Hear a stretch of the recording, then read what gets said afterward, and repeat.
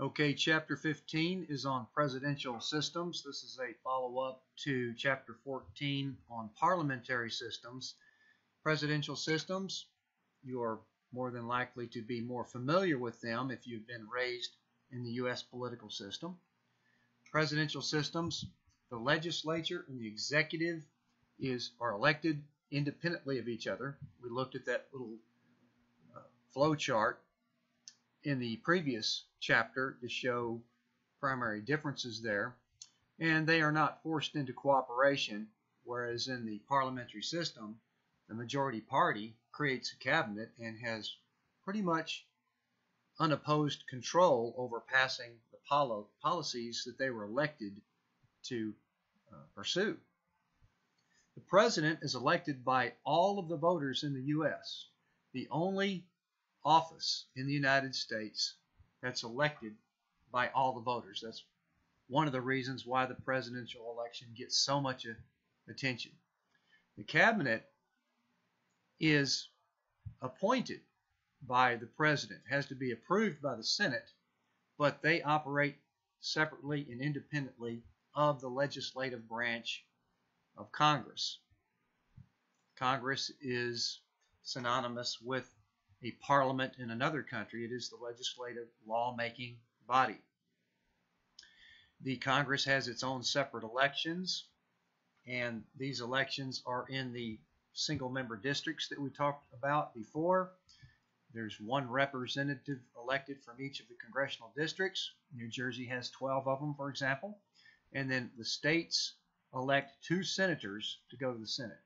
So what we have here in the United States is a bicameral system, House of Representatives and the Senate. The framers of our Constitution did that for a couple of reasons. They wanted the Congress to be the predominantly more important branch because it's making the laws, but they did not want it to get too powerful, so they split it up into 2 houses. And another reason why they did that was the Great Compromise during the Constitutional Convention, because the small states were worried that they would not get enough representation if it was just based on population. So they created the Senate, which has 2 representatives for every state, regardless how big or small your state is. And as we'll see here in a minute, the Congress, the bulk of the work is done by its committees. The committees do the detailed work behind the scenes for the most part, and they refer the bills out to the floor of the House for debate. Here's another map showing presidential systems around the world in blue. United States, predominantly South America. Quite a few of the African states have presidential systems. Now, of course, this is somewhat differing from the map we saw the other day, because some presidential systems are not considered democracies, more of authoritarian systems. The other countries with the yellow and the orange, these are somewhat hybrid type systems, but the yellow is the parliamentary systems or semi-presidential systems that we've talked about before. Again, we'll be focusing mainly on the United States presidential system. We have the executive branch, which is overseen by the president. The reason why it's called a presidential system is because the president has considerable power. It may a lot of it be symbolic, that he may have limitations and constraints and checks on his power, but it still kind of centers around the president. So here's our 3 branches that are working off of each other through their separation of powers. The legislature, which is Congress, and our court system in the federal system is made up of the Supreme Court and the lower federal appeals courts and district courts. As I said, the leadership in the presidential systems, as to why it's called that, there's considerable focus on the president and the national election of the president. More than a year of intense scrutiny of the candidates, weeding them down to 2 candidates, and just enormous publicity, attention, campaigning, fundraising in order to elect the President of our United States. There is some debate on whether or not that's too much, but the President is an incredibly important position and potentially the most powerful human being on the face of the earth because of what he has or she has at her fingertips as far as being Commander-in-Chief. President is considered not only the head of government but the head of state as the moral leader and the symbol of our country, the face of our country, in other words, because the President represents the United States in our foreign affairs. That's very much implied in the Constitution, that the foreign policy will be under the direction of the President. He's also the Commander-in-Chief of the Armed Forces. The President also appoints cabinet officials and department heads of all the executive agencies, and part of his controlling this huge executive branch, which has over 2 million employees, he needs to appoint officials that are going to be loyal to his agenda. What was he elected to do? Now, according to the U.S. Constitution, the President has several expressed powers. These are expressed. They are written in the Constitution. He is the chief executive, which means his branch is responsible for executing the laws, which means that Congress makes the laws and then they pass it over to the President's branch to execute or implement and enforce those laws. He sets the national agenda because he's the only person that's elected by the entire country.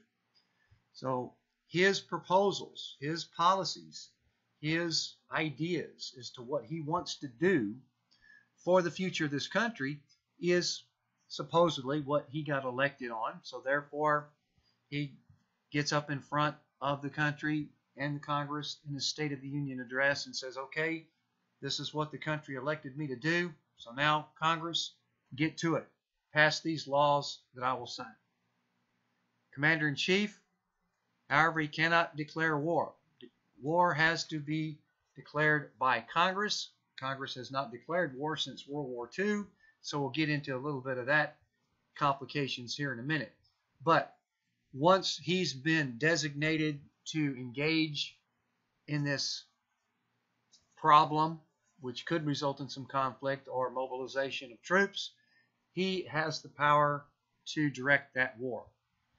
As we've already talked about, the President appoints all of the department heads, all the cabinet level officials, all those cabinet secretaries. He appoints all the judges. The judges are appointed for life, so they do not come up every term. But when a judge either steps down or resigns or dies, the President appoints all the federal judges. He also appoints all the ambassadors to the foreign countries because of his face of the nation status as the chief diplomat or the representative to the country, to the other countries as the face of the United States. As a part of this foreign policy power, he negotiates the treaties, or his representatives do, such as the Secretary of State or the ambassadors, or even special envoys that are sent to negotiate very important treaties that are affecting the world's future. And of course, the check on this power here is that the treaties have to be approved by the Senate by a 2/3 vote. The President also has the power to veto a bill that's been passed by Congress. So that's why there's various major checks and balances on these three branches of government, which makes policy making very deliberative and very hard in general, because everybody has to kind of come together. And so therefore we end up with a lot of cooperation and compromise, and perhaps even just incremental policies in order to get everybody on board for it to be passed. Now, the President's power has expanded over the past many decades.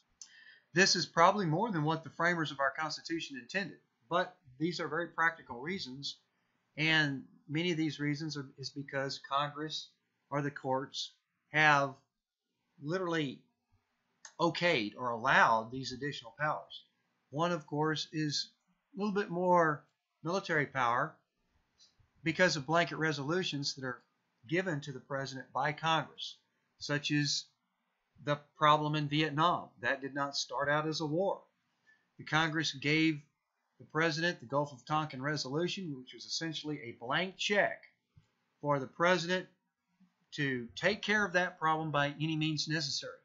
The wars in Afghanistan and Iraq were not declared by Congress. They were authorized by Congress for the president to go take care of that problem, particularly terrorism in the Afghanistan region. And these are called authorizations to use military force, to use any and all appropriate necessary force to take care of that problem. And as we've seen, even though Congress has not declared war, the president has been given this responsibility, and it eventually escalates to war. So that's how we can explain that. Now, the diplomatic power that the president has gained over the years are called executive agreements.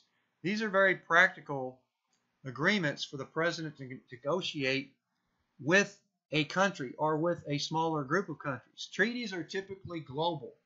So executive agreements are not the same as global treaties. These executive agreements give the president a little bit more flexibility and leeway and leverage and the ability for him to be credible to these other countries that, yes, this agreement is good and it's not going to be undermined by the Senate when I take it back for them to approve it. Because that has happened quite a bit in our history where the president has negotiated a very big treaty and it was turned down by the Senate. So therefore, these executive agreements have evolved over time and have been held up by the Supreme Court, or upheld by the Supreme Court, so that the president has this power to make these executive agreements with other countries, and they have the same effect as a treaty with those countries, but they do not have to be approved by the Senate. So that's another expansive power. In addition, the president has the power to pass or to literally just decree executive orders. These dictate rules or requirements over government employees. So therefore, these executive orders apply only to the executive branch. However, they could also apply to the contractors to the executive branch. So that could branch out to several million people. So the president could be questioned as perhaps overuse of power with an executive order, and sometimes they do go to the Supreme Court, and they sometimes have been shot down. But they do have the force of law, particularly with the executive branch employees. So that gives the power, a little bit more power to the president. So these explain some of the expanded powers of the president. Now, the parties in the presidential systems are more loosely unified. We do know that in the proportional representation systems and the parliament-centric systems, it's all about the party. The party, you're voting for a party, and the party controls government. Here in the presidential systems, it's less of a farm system for advancement.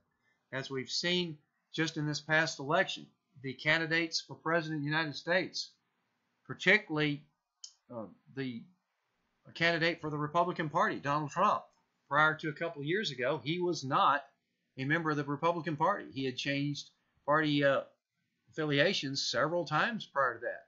And then on the other side of the coin, a candidate for the Democratic Party's nomination, Bernie Sanders, was not a member of the Democratic Party up until recently. He had been an independent, socialist-leaning politician. So therefore, you see in the American presidential system, we are much more susceptible to have an individual figure come out to be a president, even though he does have to declare membership to the party to get elected, essentially.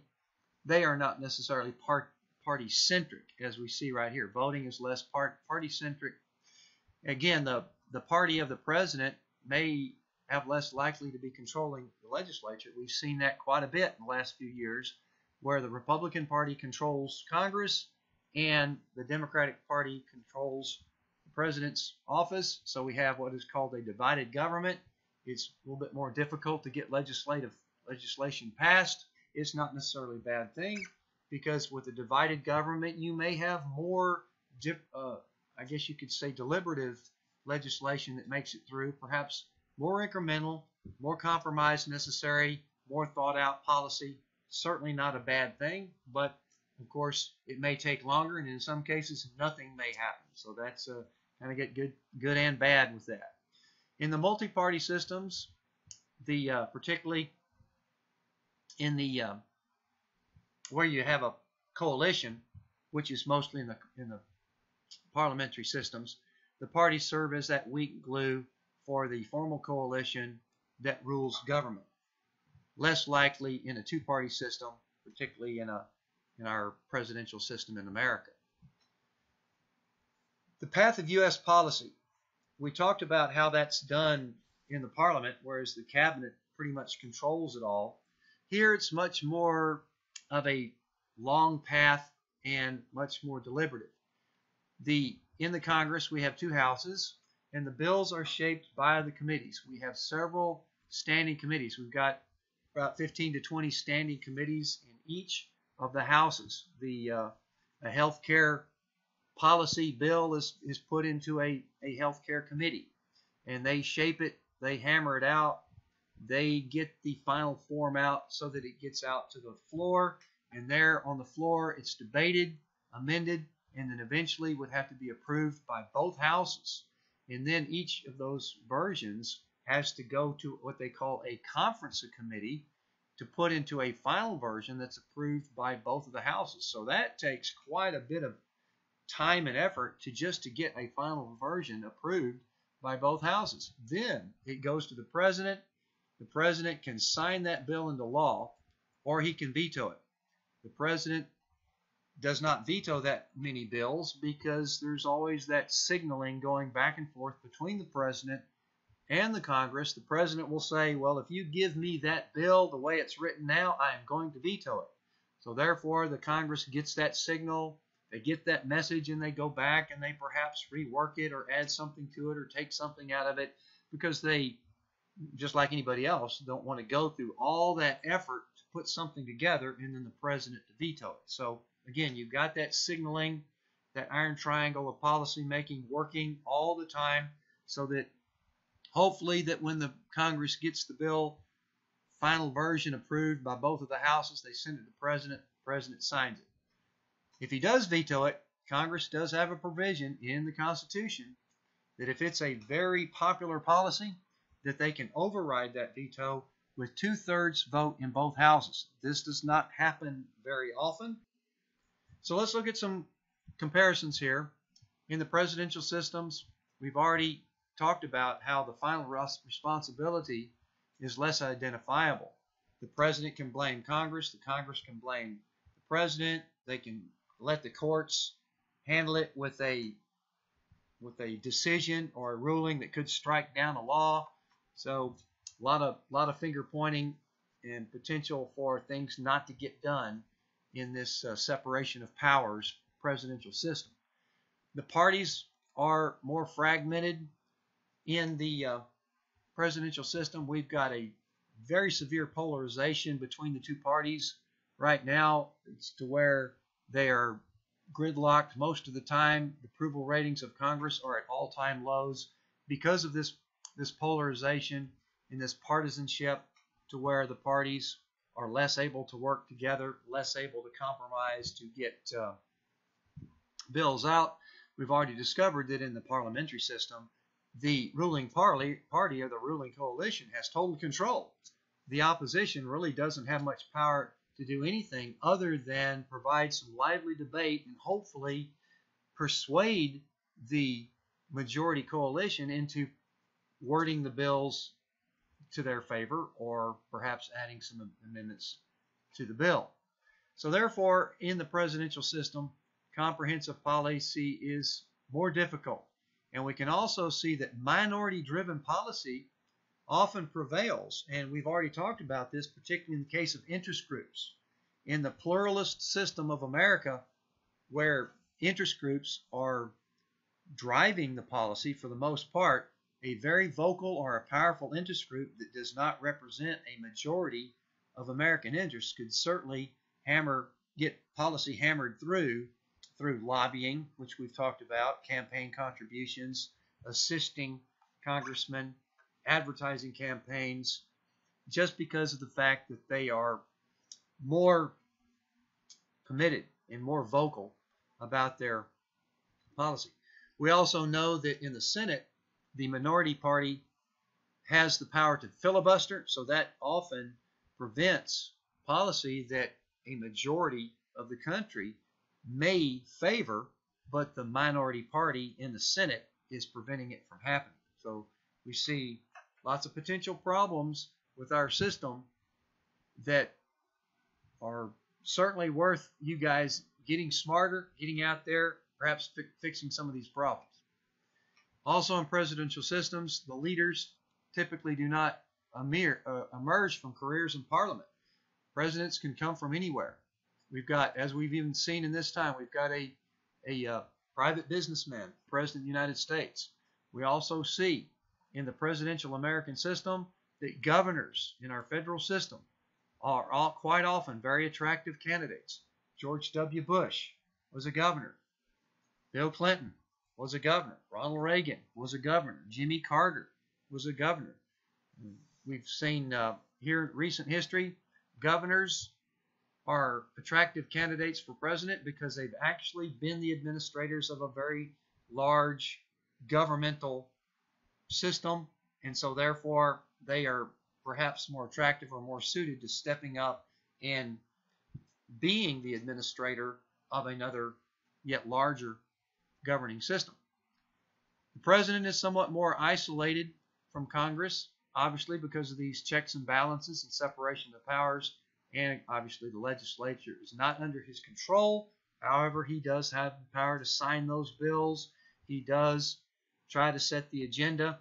So it's, again, the separation of powers, checks and balances are making policy making more deliberative as well as more difficult with this separated system. So therefore, with the presidential systems, you have less flexibility of the political process. The president has fixed terms. We have a need for a vice president in our system in order, because the importance and the power of the president, the void cannot be there, whereas in the parliament, they can adapt, they can adjust. The prime minister can come out of the majority party. You're actually voting for the party. You're not voting for the prime minister. The prime minister comes out of that ruling coalition. So we have more ability to adjust and adapt, more flexibility in the parliament. The cabinet, once there has been a loss of confidence, the cabinet can be ousted. That does not happen in our presidential system. Once they're appointed, they're there for the entire term of the president, unless they want to step down, and the president would then appoint another one. So we've seen some pretty major differences between the parliamentary system and our presidential/congressional system in the U.S. So what we have here is some areas where they're trying to provide mixed systems. We've talked a little bit about that before with the consensus parliaments.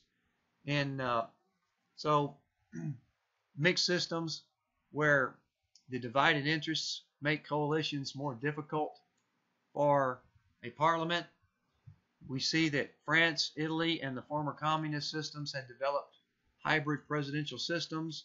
They are still showing mixed results.